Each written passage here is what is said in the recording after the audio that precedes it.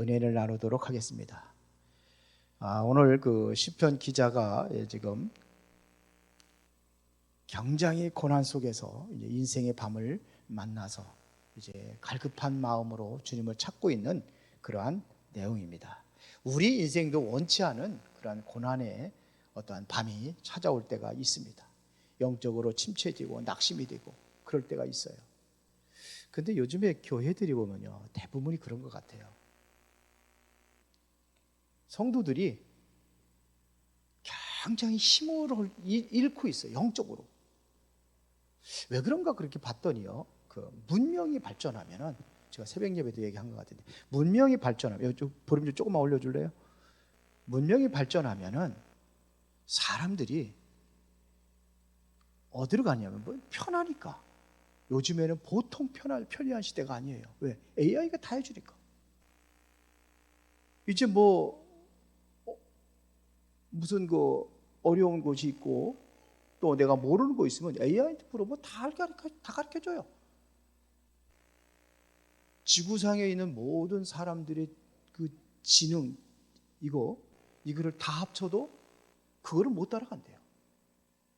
그러니까 지금은 뭐냐면, 그러니까 전지전능하신 하나님이 아니라 전지전능하신 것은 바로 AI예요.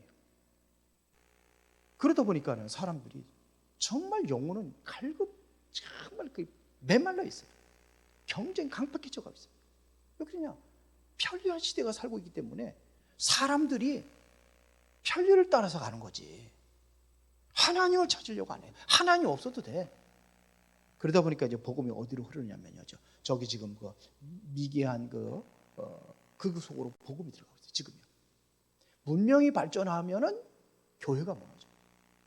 교회뿐만 아니라 종교가 그렇대요. 종교가 무너지고 있어요. 지금 불교에서도 템플스테이 하고 그러면서 뭐 엄청난 많은 사람들이 가는데 사실상은 불교를 등록을 하지는 않는데요. 이러한 시대에 우리가 살고 있습니다. 그래서 우리는요, 어떠한 그 신앙생활을 하다가도 뜻하지 않은 고난을 당하고 또 환경의 변화로 인해서 마음이 무너지고, 그리고 하나님이 멀리 계신 것처럼 느껴질 때가 있어요. 지금 심각한 시대에 우리가 살고 있습니다. 굉장히 심각한 사회가 있습니다. 왜? 하나님 없어도 사는 시대예요. 잘 사는 시대예요.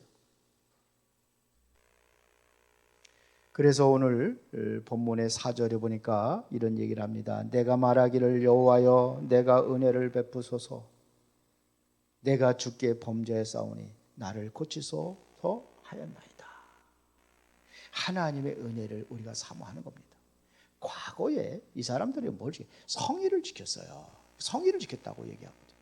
그런데 무리와 함께 기쁨으로 성전에 올라갔던 적도 있어요.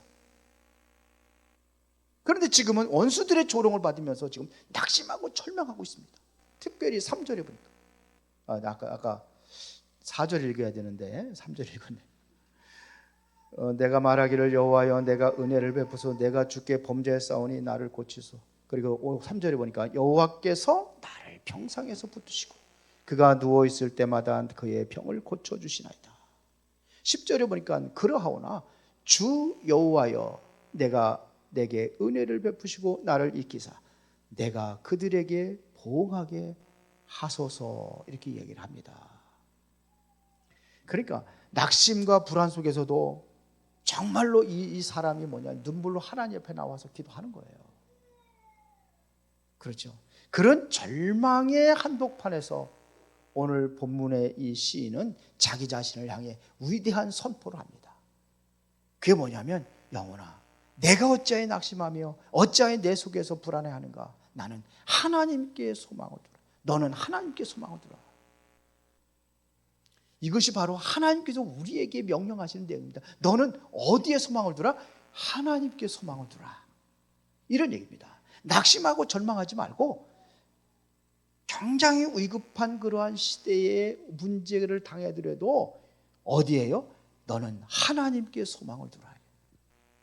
우리는 항상 하나님께 소망을 두는 그러한 삶을 살아가시길 바랍니다. 하나님께 소망을 둬야 돼요. 그러면은 하나님께 소망을 두기 위한 영적 태도 세 가지를 오늘 본문에서 찾아서 말씀을 드리겠습니다. 첫 번째가 뭐냐면 갈망의 기도입니다.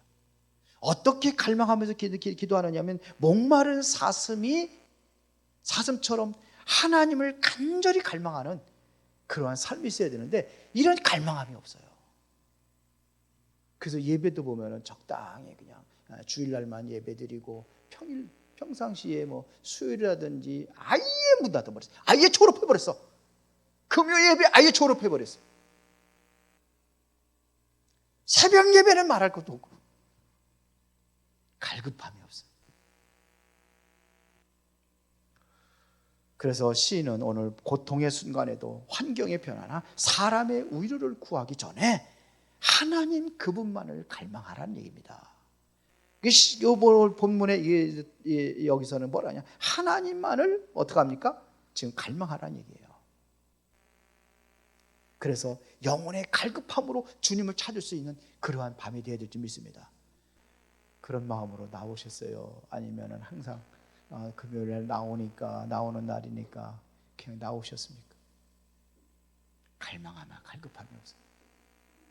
오늘 어떤 목사님하고 이제는 우리 노회 다른 교단에 있는 목사님인데 우리 노회로 이제 이렇게 좀 이렇게 인도를 하려고 오늘 만났어요. 그분은 아주 선교를 많이 하시는 분이에요. 얼마나 많이 하시느냐면은 작년에 그 선교비가 한 1억이 들어갔대요. 교회 크냐? 교회 그렇게 크지도 않아요. 큰 교회가 아니에요. 근데 선교의 마음을 가지고 그렇게 움직이니까 성도들 같이 움직이니까 그러니까 그렇게 하는 거예요. 성도들이 선교에 대한 마인드를 가지고 목사님 같이 마인드를 가지고 그러면서 이렇게 어디다가 미얀마에다도 성전을 건축한다고 지금 그러더라고요. 성전을 건축하고 있대요. 그래서 그걸 동영상으로 쫙 해가지고 한 3,000평 되는 대지 부지에다가 그러는데 그 교회에서 한대요. 작년에도 어디 이렇게 몇 천만 원 주고서 하고 이렇게 했대요. 야, 근데 대단하시구나. 근데 남자도 아니야, 여자 목사님이. 저는 오늘 처음 만나가지고 얘기를 하는데 아주 당당하더라고요. 남자 저리 가래. 성품이 그래. 그렇게 하시더라고요. 그리고 이렇게 대화를 하니까요, 마음에 이제 어떤 감동을 주는 그러한 내용들이 있어요. 근데 그분도 얘기하더라고요. 어떤 때는 성도들이 말씀을 안 받으니까요, 이건 벽을 향해서 설교하는 것 같은 느낌이 든대. 우리는 그렇지는 않은 것 같아요. 근데 어떤 때 그 순간 그런 게 느낄 때가 있대요. 뭐가 없어서 그러냐면 갈급함이 없어서 그래요. 왜 그러냐? 문화 속에 있으니까, 흡족한 문화 속에 생활하니까 하나님 앞에 나와서 갈급함이 없어요. 영혼의 갈급함으로 주를 찾는 그러한 은혜의 밤이 되어지기를 바랍니다. 어떠냐면 가뭄의 물은, 목마른 사슴 시냇물을 찾는다는 것은요, 이 시냇물은요, 가뭄의 물은요 취미나 선택이 아닙니다. 이것은 뭐냐면 생명입니다. 물 없으면 죽는데, 이건 내가 선택하는 게 아니에요. 이것은 생명입니다. 생명. 내 영혼이 지금도 그런 상태에 있는데도 불구하고 그거를 모르고 그렇게 무감각하게 살아가는 시대가 되어버렸어요. 이건 육신적인 것이기 때문에. 육신적인 것은 굉장히 민감한데 영적인 것은 굉장히 둔화된 그러한 세상이 되어버리고 말았습니다. 제가 계속해서 창세기 1장, 2장, 또 구원의 길 또 다시 이제 계속 해야 되기 때문에 영적인 힘과 충전을 하기 위해서 제가 그거를 다시 한번 보기도 하고 그래요. 묵상도 하고. 하면 할수록 뭐가 느껴지냐면요. 아담과 하와가 왜 무너졌을까? 왜 무너졌다고 생각하십니까? 아담과 하와가 왜 무너졌습니까?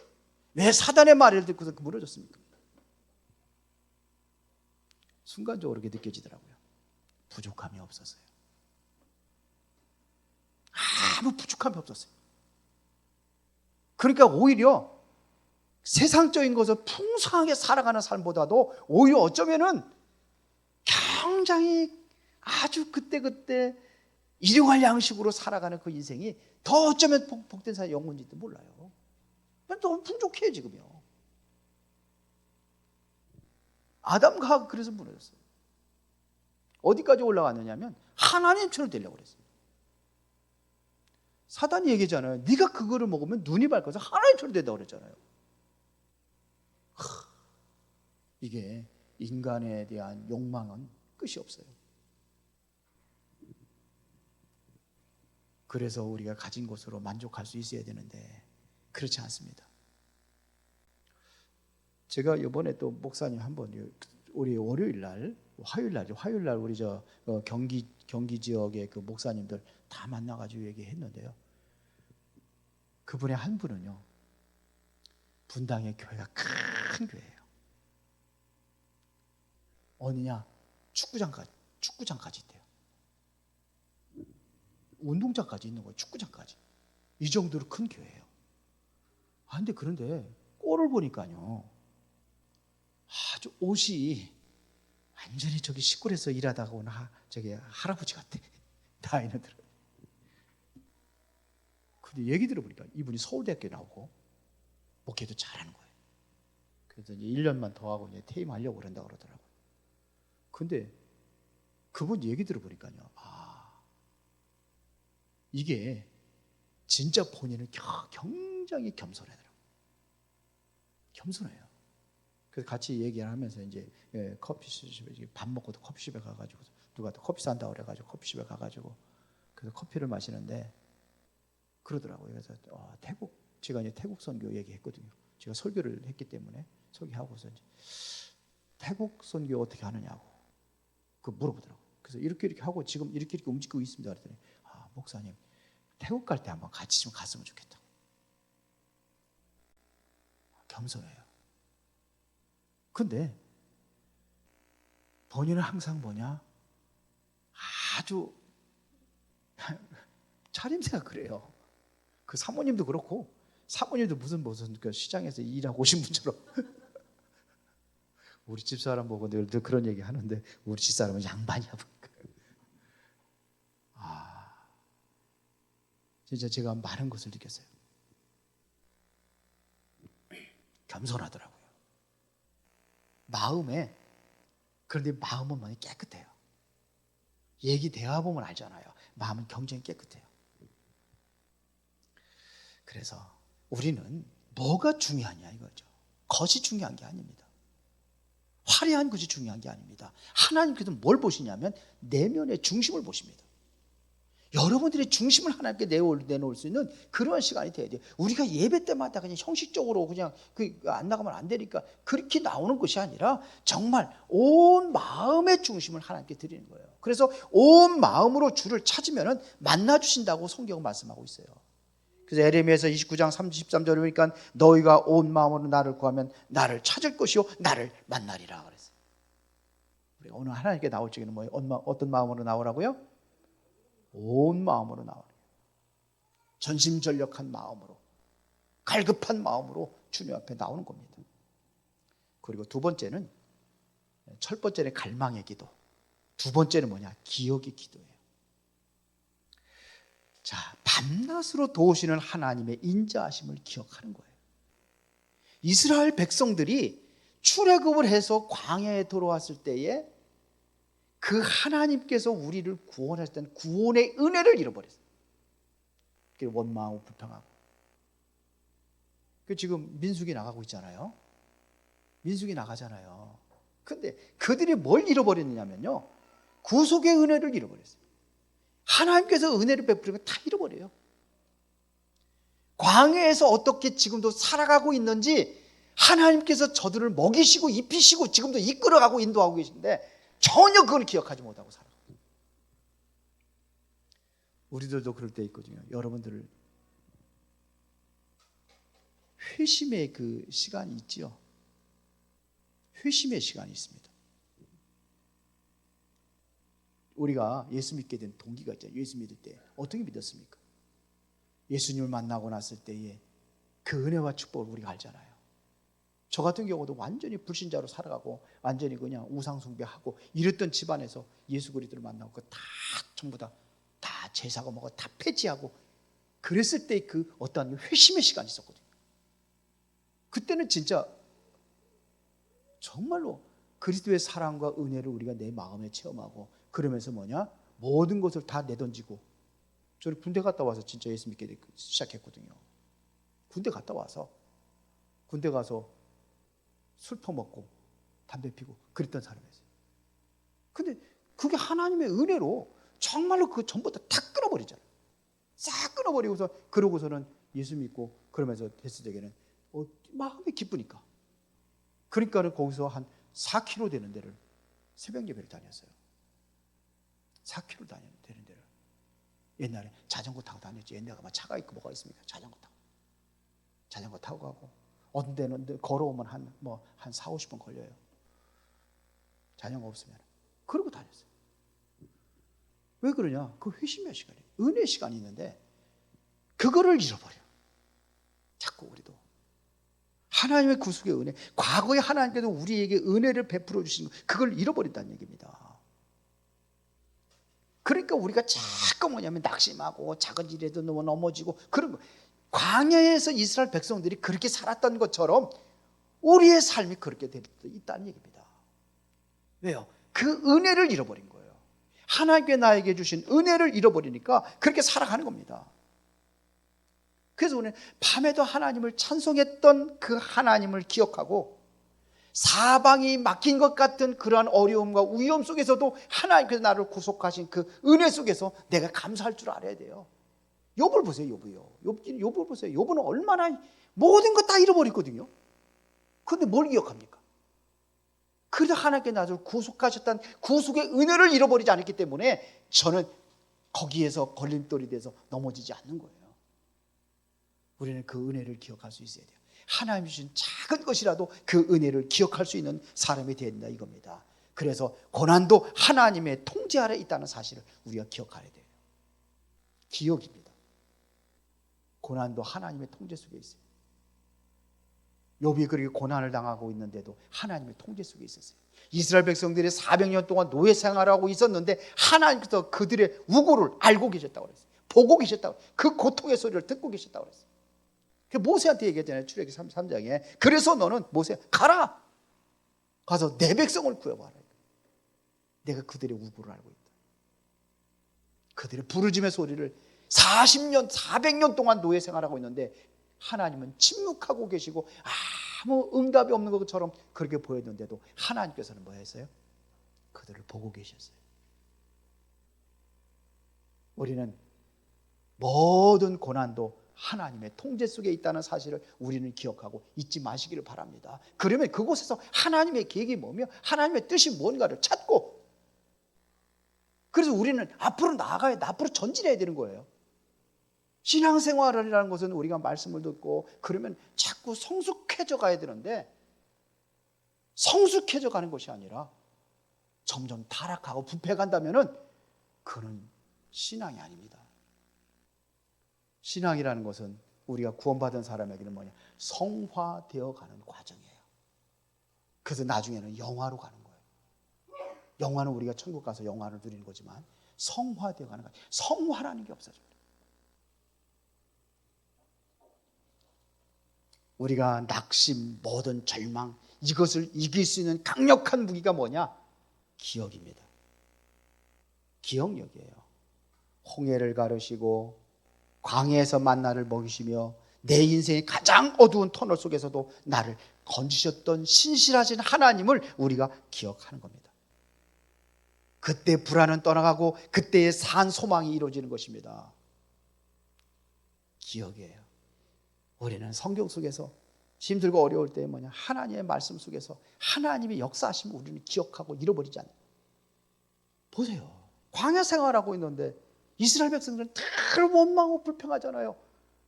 그러니까 신명기 29장 32장 29절입니까? 이스라엘아, 넌 행복한 사람이다. 아니 가장 불행하다고 그렇게 생각을 하는데 하나님 뭐라고? 너는 행복한 사람이야. 너같이 구원 얻은 백성이 누구냐? 세상 사람들하고 비교하고 세상에서 잘 나가는 사람들 비교하면은 난 아무것도 아닌 것 같은데. 그런데 그러다 보니까 어떻게 됩니까? 절망하는 거죠. 낙심하는 거죠. 하나님이 살아계시다면 왜 내 인생을 이렇게 비참하게 만드냐고.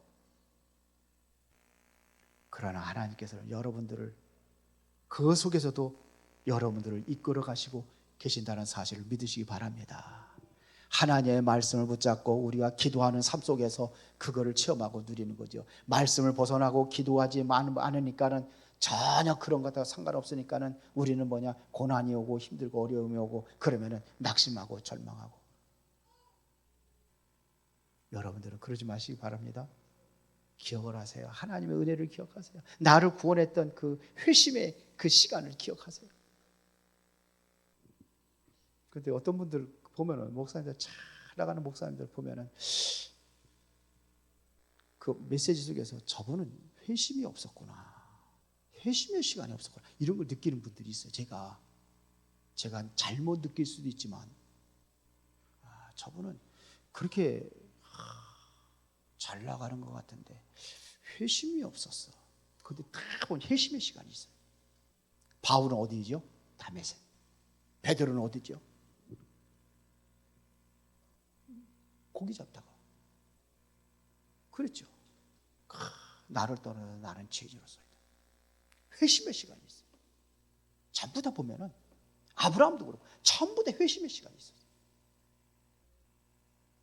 여러분, 회심의 시간이죠. 근데 이게 모태신앙이라는 이 문제 때문에 그냥 순탄하게 그렇게 그냥 그렇게 가는 사람도 있는데, 정말 그런 사람들 중에도 뭐냐면 회심의 시간이 있는 분들이 보면은요 달라요. 신앙생활하는 삶이 달라요. 그런 사람들은요 하나님의 은혜를 체험한 사람 달라요. 그거를 항상 기억하고 잊지 않는다면은요 계속해서 그 은혜의 삶이 지속이 될 수 있는데, 그거를 잃어버리면은 은혜의 삶이 지속되지 않는 겁니다. 여러분들은 계속해서 그 회심의 은혜와 축복을 드리며 정말 하나님과 가까이 하는 삶이 되시길 바랍니다. 세 번째는 뭐냐? 선포의 기도입니다. 내 영혼을 향해서 뭐냐? 뭘 봐라? 하나님을 바라라 이거예요. 소망은 감정이 아닙니다. 소망은 선택입니다. 감정으로 하는 게 아니라 선택입니다. 감정에서 끌려다니지 말고 내 영혼을 향해서 믿음의 명령을 내리시길 바랍니다. 너는 하나님께 소망을 두라. 5절 11절에 그러잖아요. 5절 11절에 반복해서 얘기합니다. 낙심하고 불안한 자가 영혼을 가만히 두지 않고 마치 호통을 치듯 그렇게 명령하는 것이 바로 너는 하나님께 소망을 두라. 세상에 소망을 두지 말고 어디에 소망을 둬야 돼요? 하나님께 소망을 두라.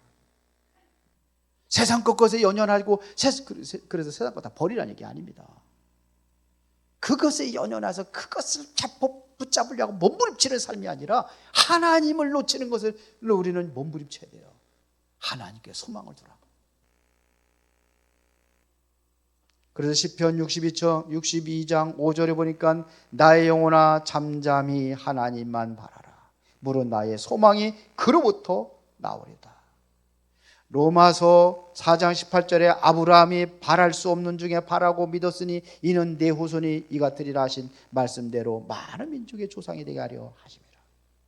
바랄 수 없는 중에 바라고. 그러니까 세상 사람들 바라보지 못하는 그것을 바라봤다는 얘기는 뭐예요? 소망을 가졌다는 얘기입니다. 우리는 믿음의 주 온전케 하시는 예수 그리스도를 바라보며 그리스도한테 산 소망을 가지고 승리하는 인생들이 되기를 바랍니다. 결론입니다. 이제는 승리의 확신 속에서 살아가기를 바랍니다. 하나님께 준 소망은 결코 부끄럽게 하지 않습니다. 그래서 로마서 5장 5절에 보니까 소망이 우리를 부끄럽게 하지 아니하면 우리에게 주신 성령으로 말미암아 하나님의 사랑이 우리 마음에 부은 바 됨이라. 승리의 확신, 이 속에서 여러분들이 기도한다면 여러분들은 진정으로 하나님의 은혜를 다시 한번 체험하는 축복의 삶이 되어질 줄 믿습니다. 계속해서 믿음으로 선포하십시오. 믿음으로. 조영기 목사님 그랬다잖아요. 폐병에 걸려가지고 그랬는데 조용히 너는 건강하다. 성전 기둥만 세우고 성전을 짓지 못하는데 조용히 너는 부자다 그랬대. 왜요? 내가 잘 먹고 잘 살기 위한 게 아니라 성전을 건축을 해서. 저도 가끔 그런 기도할 때 있어요. 하나님, 태국에 갔더니 태국의 그 마약 치유센터가 절박하더라고요. 보니까 필요해요. 꼭 필요해요. 왜 그러냐? 범죄자들이 90%가 바로 마약에서 시작됐다니까. 마약하는 사람이 범죄가 아니고 범죄 즉 교도소에 가 있는 사람들이 90%가 바로 마약하고 관계 있다. 이렇게 병 들어가고 있구나. 그래서 저는 봤거든요. 실제로 말씀으로 치유받는 것을 봤거든요. 그때 뭔 생각이 드냐면 하나님 돈 좀 주세요. 내가 잘 먹고 잘 살기 위한 게 아니에요. 우리 집사람한테도 얘기해요. 그리고 교회 주차장이 없어가지고 교회 엘리베이터가 없어가지고 제가 지금 기도하고 있는 엘리베이터가 없어가지고 못 오시는 분들 많거든요. 엘리베이터가 있으면은 뭐 휠체어 타고도 올라오는데 엘리베이터가 없으니까. 우리 여기 앉아 계시면서도 우리 강순예 권사님 친정 어머니 오고 싶은데 그래도 그냥 휠체어를 들고 올라오려니까 한 몇 번 오시긴 했어요. 하나님 엘리베이터가 필요합니다. 하나님 주차장이 필요합니다. 하나님께서 저에게 돈을 많이 주시든지 어떤 때는 그런 생각도 들어요. 로또 한번 사볼까. 그런데 그거 너무 로또 의지하는 것 같아가지고 하나님. 그래서 아니면은 하나님께서 뭔가 좀 우리 성도들 정말로 재벌을 할 수 있는 사람 하나만 보내줘도 다 끝날 텐데. 근데 그것보다도 우리 성도들 함께 하는 것을 하나님께서 원하실 것 같아요. 제가 보기에 함께 하는 것을. 그래서 우리가 기도하고 오늘도 여러분들 승리하는 은혜의 밤이 되기를 예수의 이름으로 축원합니다. 우리 찬송가 310장 하겠습니다. 모든 것이 하나님의 은혜로